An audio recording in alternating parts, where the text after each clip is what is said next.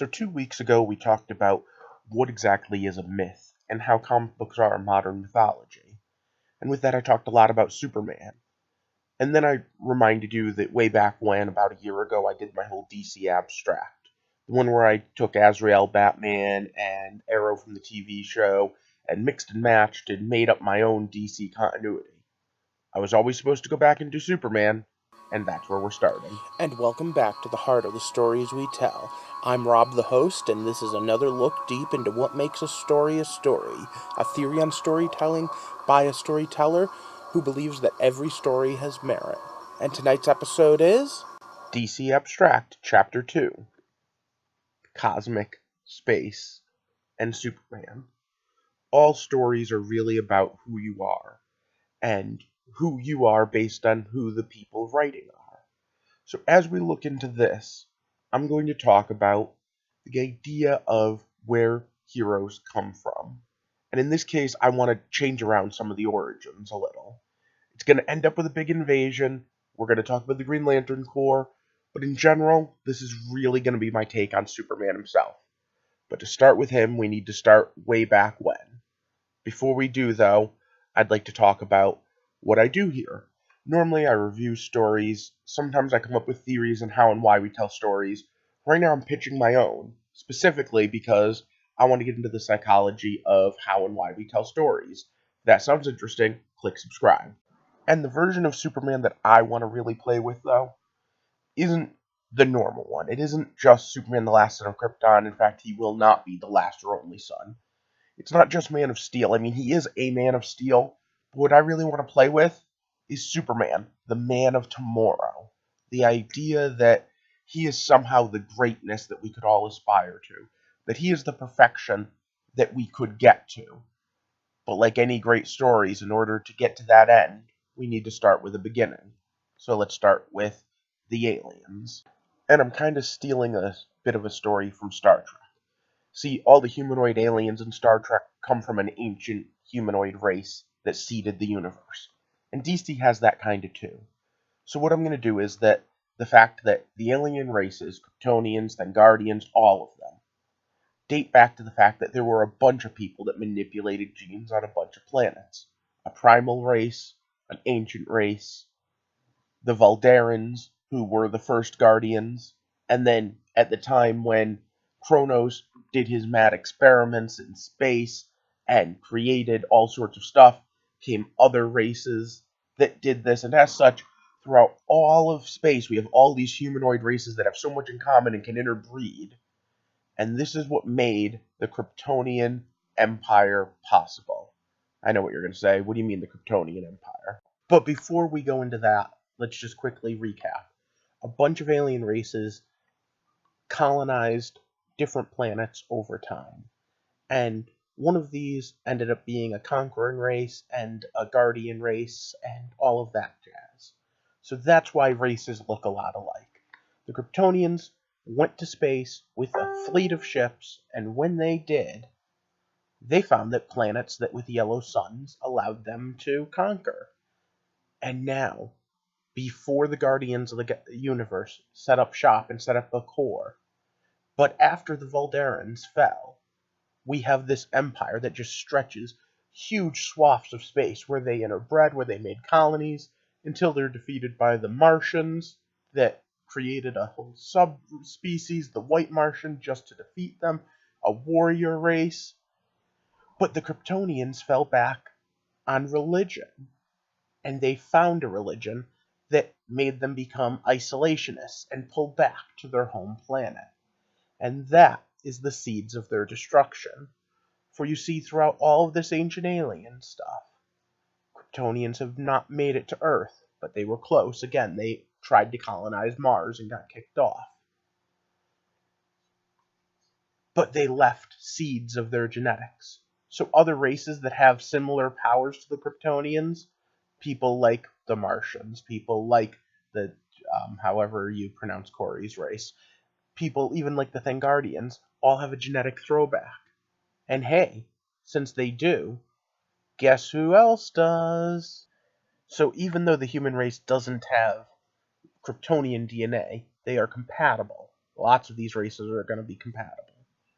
So then, Kronos goes off, does his thing, and the Guardians create the Green Lantern Corps, but they're not really sure on how to do it, and there's a Splinter section that creates the Dark Stars, and then we get splinters that become different corps. Why? Because if we're going to do a War of Light, if we're going to do the idea of these, it just works to put it in the prehistory instead of in modern day.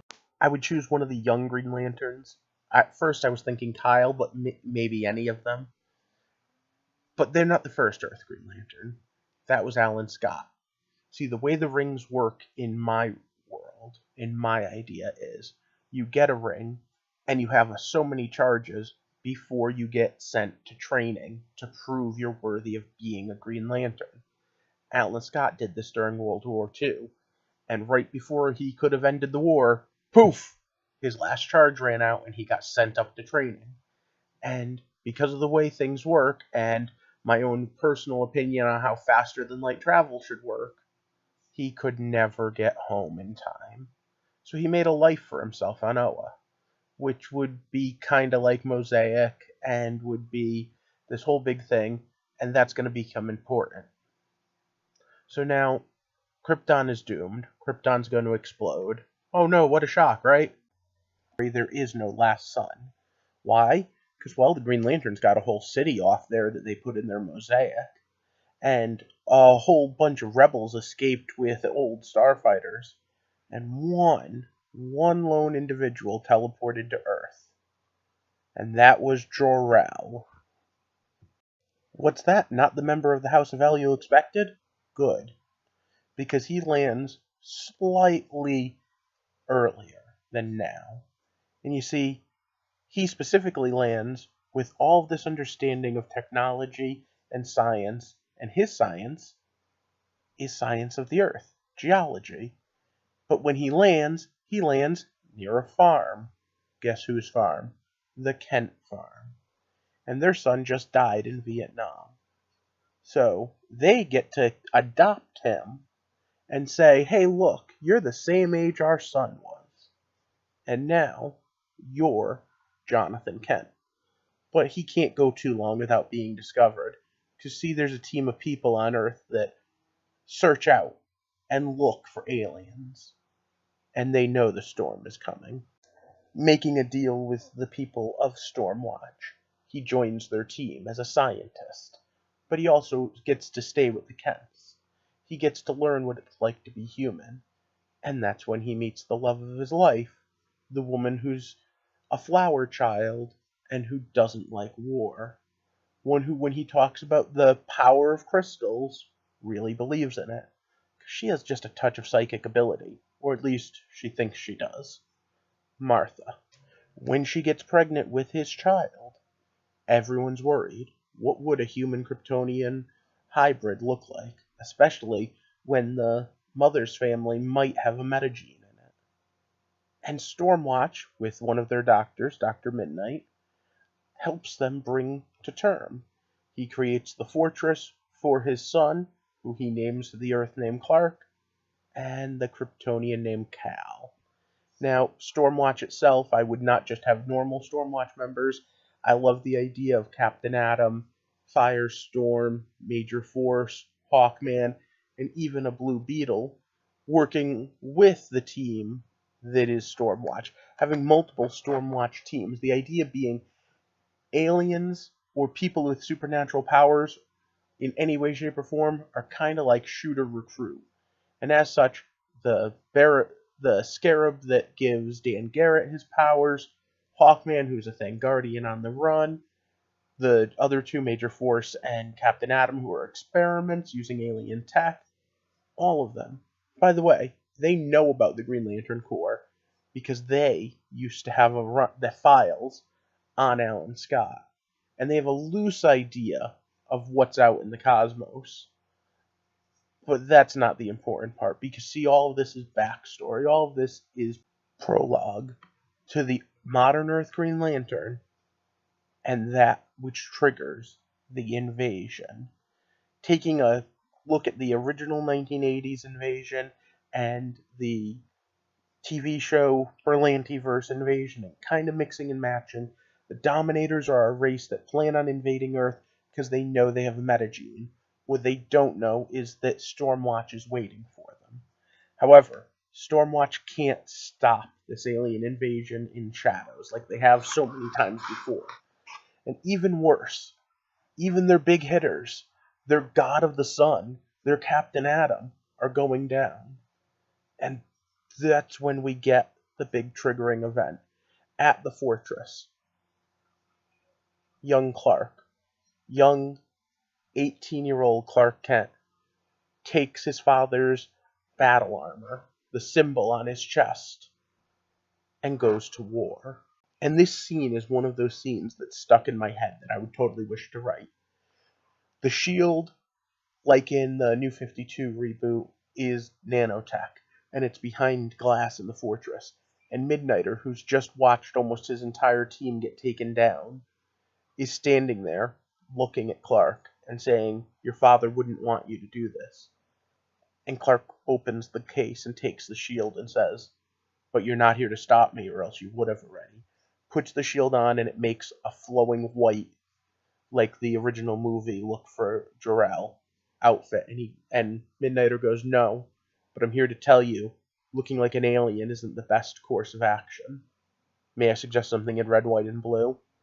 And the costume morphs a little bit here and there, back and forth. But I also want to draw on other parts of the Superman design.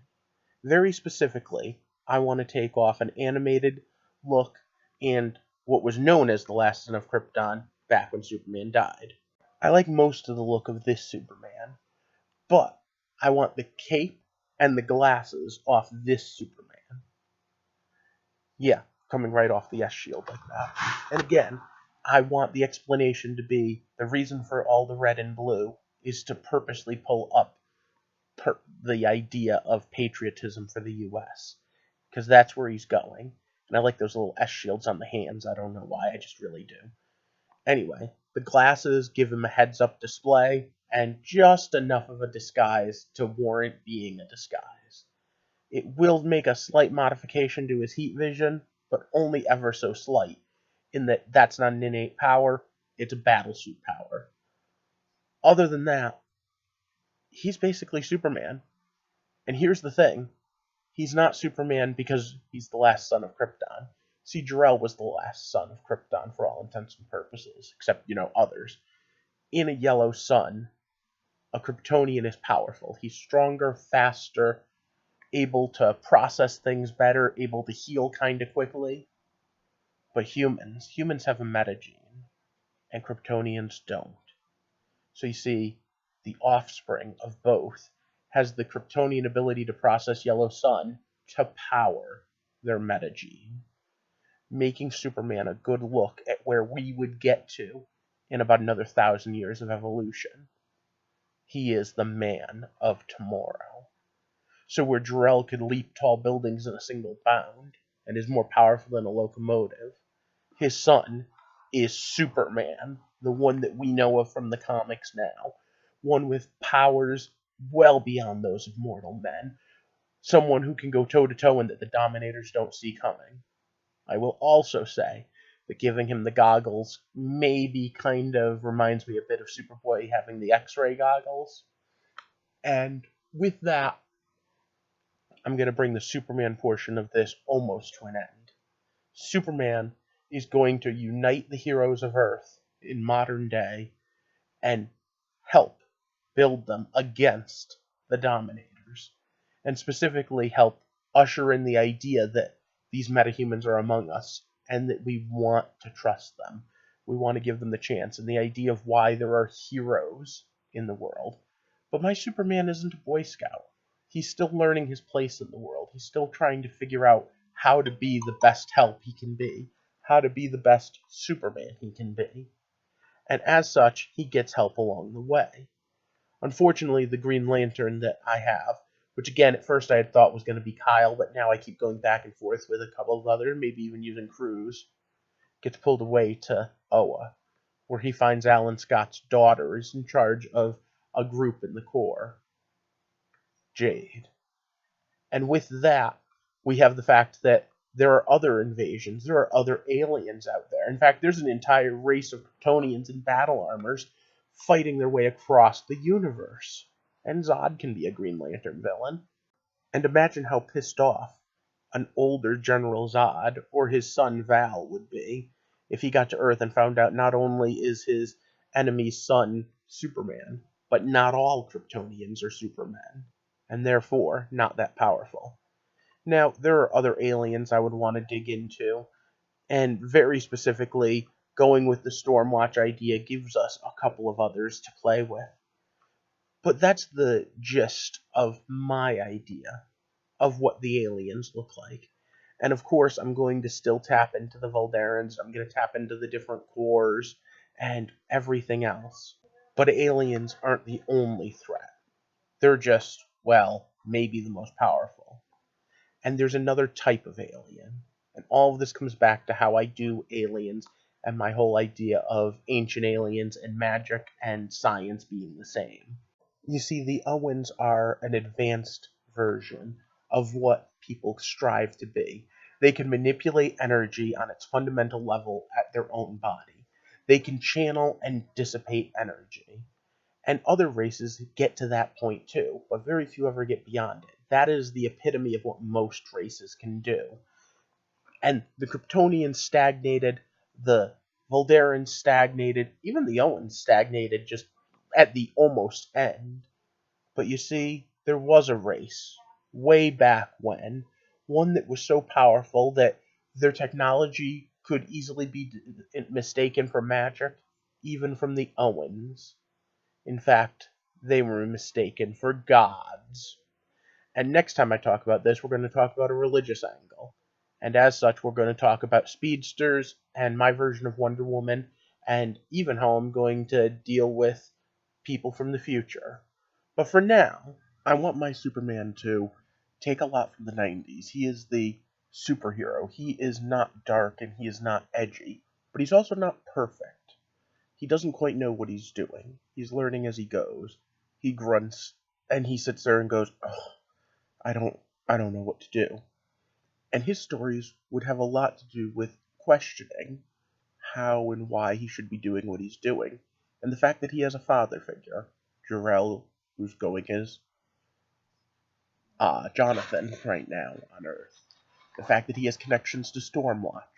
The fact that he has people he can go to for advice, but in public, he needs to stand up and be the icon. And that's another character I would want to play with too, but that's for another time. For now, that's how I would do space and the alien and metahuman end of this. I don't know when we'll talk about it next, but we will do gods, future, and all of that when we talk about the new gods. But for now, I guess it's time to ask what you thought of this. So leave me a comment below, because like I said, I'm not sure when the next time I'll be working on this abstract is. But I figured that being modern mythology, it might give you an insight into me to see how I think of Superman and what I would do. And of course, I wouldn't mind, like all YouTubers, if you liked and shared. If you haven't already, click the subscribe button. And of course, I need to give a big shout out to the Patreon supporters who make this all possible, as I'm trying to make this all work. But even without paying, without money as the thing, just talking, give me an idea of what you would do. A conversation right now could very much spark what my next video is, or how I deal with Supergirl later. Let's talk about that in the comments. For now, I hope you have a good night, and thank you for walking with me through the heart of the story we tell.